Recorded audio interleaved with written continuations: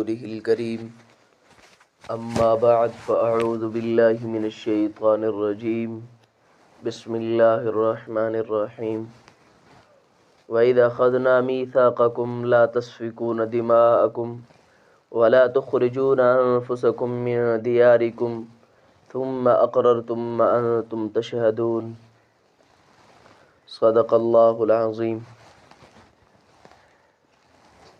پچھلی آیت میں رب تعالی نے مشرکین کو چند کاموں کے کرنے کا حکم دیا تھا کہ آپ نے عبادت صرف اور صرف میں اللہ کی کرنی ہے اور والدین کے ساتھ حسن سلوک سے پیش آنا ہے، ان کا ادب کرنا ہے، ان کا دل نہیں دکھانا۔ اس طرح قریبی رشتہ داروں کے ساتھ بھی اچھے برتاؤ کے ساتھ پیش آنا ہے، یتیم اور مسکین کی خدمت کرنی ہے۔ چند چیزوں کا حکم تھا بنی اسرائیل کو۔ اب اس آیت میں رب تعالیٰ ان کو چند چیزوں سے منع کر رہے ہیں کہ آپ نے فلاں کام بھی نہیں کرنا اور فلاں کام بھی نہیں کرنا۔ فرمایا کہ وَإِذْ أَخَذْنَا مِيثَاقَكُمْ، جب میں اللہ نے تم سے وعدہ لیا کہ لا تسفکون دماءکم، کہ تم زمین کے اوپر خون نہیں بہاؤ گے، یعنی قتل و غارت نہیں کرو گے۔ جب تم قتل و غارت کرو گے تو زمین کے اندر بے سکونی ہوگی، معاشرے کے اندر خرابی پیدا ہوگی۔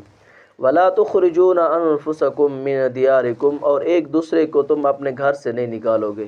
یعنی ان کے جب جھگڑے ہوتے تو یہ اپنے تھے تو سارے بنی اسرائیل کے لوگ جب آپس میں لڑتے تو ایک دوسرے کو گھروں سے نکال دیتے۔ تو رب تعالیٰ نے فرمایا کہ یہ بھی تم نے مجھ سے وعدہ کر رکھا تھا کہ ہم ایک دوسرے کو اپنے گھروں سے نہیں نکالیں گے۔ ثم اقررتم، پھر تم نے یہ قرار کیا میرے سامنے کہ ہم یہ کام نہیں کریں گے۔ وانتم تشہدون، اور تم اس بات پر خود گواہ بھی ہو، یعنی اس اقرار کا تم بھی اقرار کرتے ہو کہ ہم نے یہ وعدہ اللہ سے کیا تھا۔ لیکن پھر اللہ کریم نے اگلی آیت میں فرمایا کہ ثم انتم ہؤلاء تقتلون، پھر تم ہی ہو جو تم قتل کرتے ہو ایک دوسرے کو۔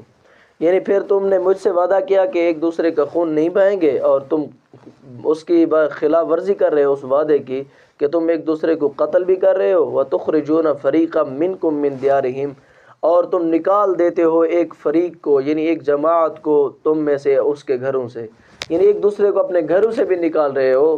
کچھ خیال کرو کہ کل تم نے مجھ سے وعدہ کیا تھا، آج تم اس کی خلاف ورزی کر رہے ہو۔ تظاہرون علیہم بالاثم والعدوان، اصل میں یہ تھا کہ مدینہ کے دو بڑے قبیلے تھے، اوس اور خزرج۔ ان کی بڑے بڑے عرصے تک ان کی لڑائیاں جاری رہتی تھیں اسلام سے پہلے۔ جب یہ اسلام لائے تو پھر ان کی لڑائیاں ختم ہوئیں۔ تو اسی طرح بنی اسرائیل کی قوم کے بھی دو قبیلے تھے، بنو نذیر اور بنو قریظہ۔ تو یہ دو تھے اور ان کی اپنی حکومت تھی نہیں، یہ غلام تھے۔ ایک ان کا حلیف بن گیا، ایک دوسرے قبیلے کا حلیف بن گیا۔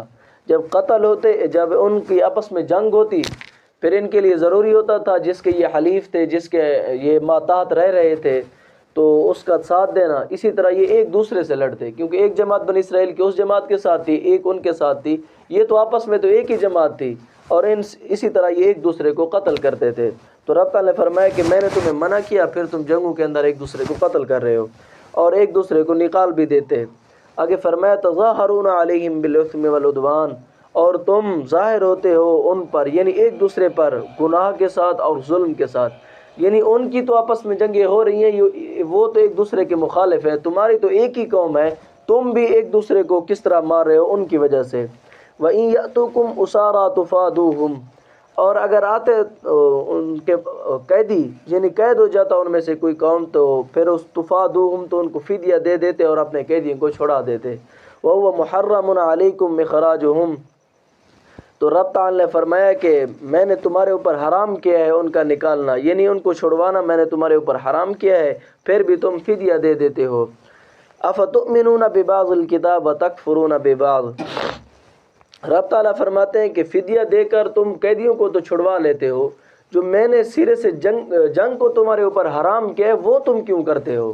میں نے جب تمہیں کہا ہے کہ سرے سے تم نے جنگ بھی نہیں کرنی، ایک دوسرے کو قتل بھی نہیں کرنا، جب تم ایک دوسرے کے ساتھ لڑو گے نہیں، جنگ نہیں ہوگی جو غیر شرعی طریقے سے ہے، جب وہ جنگ نہیں ہوگی تو گرفتار بھی کوئی نہیں ہوگا، قیدی بھی کوئی نہیں ہوگا، تو فدیہ دینے کی ضرورت بھی نہیں پڑے گی۔ افتؤمنون ببعض الکتاب، جب ان کو کہا جاتا ہے کہ تم فدیہ کیوں دیتے ہو، تو وہ کہتے تھے تورات کے اندر یہ حکم آیا ہے کہ جب قیدی کوئی آئے تو فدیہ دے دو یا فدیہ لے کر قیدی کو چھوڑ دو۔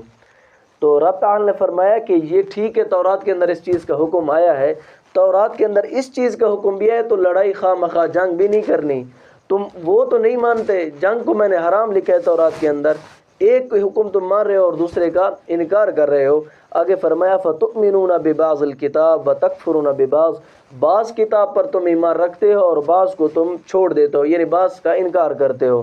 حالانکہ جس طرح فدیہ دینا تورات کا حکم ہے، اس طرح جنگ نہ کرنا بھی تو تورات کا حکم ہے۔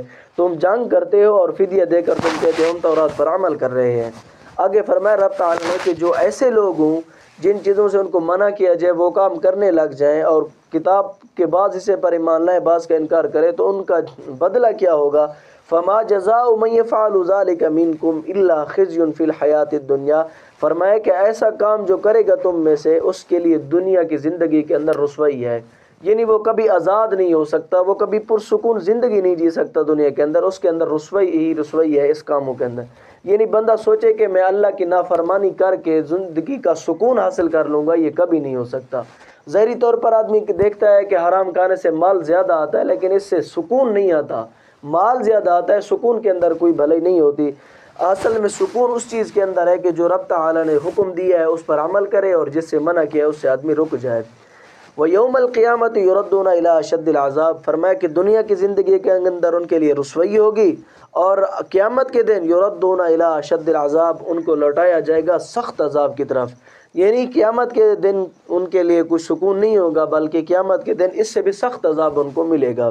وَمَا اللَّهُ بِغَافِلٍ عَمَّا تَعْمَلُونَ، اور اللہ نہیں ہے بے خبر، یعنی اللہ غافل نہیں ہے جو تم کام کر رہے ہو، یعنی اللہ نے تمہیں منع کیا پھر بھی تم وہ کام کر رہے ہو، اللہ کو ہر بات کا پتہ ہے اور اللہ ہر بات سے باخبر ہے۔